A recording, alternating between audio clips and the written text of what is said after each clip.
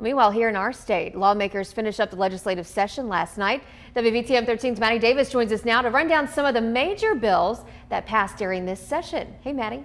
Hey, Sarah. Leaders in both houses calling this session historic. The state of Alabama expanding the safe haven law right now. Women who want to give up their baby have to do it within 72 hours of giving birth. But once Governor Ivey signs this into law, the extension will move to 45 days after birth. Also, a bill to reduce the state's 4% sales tax on food passed. That tax will gradually drop by 1% per year. This as long as there's enough growth in tax collections to offset the revenue loss and until the tax drops to 2%.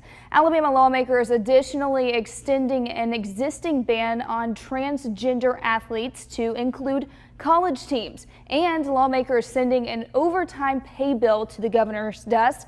Once signed, the money you make from working overtime will not be taxed by the state. And lastly, lawmakers passing legislation that sets harsher penalties for trafficking fentanyl with punishments of up to life in prison. That's a rundown of some of the bills passed during the session. However, several bills did not make the cut, including one requiring students to attend kindergarten, which Governor Ivey called for in her State of the State address. Sarah? All right, thanks so much, Maddie. There are also several other bills that failed. One of them includes school vouchers. It was a proposal to give parents more than $6,000 in public money through education savings accounts. This would have helped them pay for private and homeschool expenses. Also, a bill targeting drag shows failed.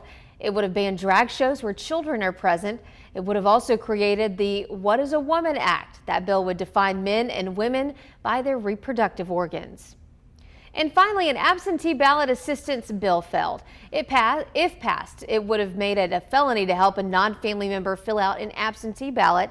It ultimately passed in the state house, but did not get a vote in the Senate.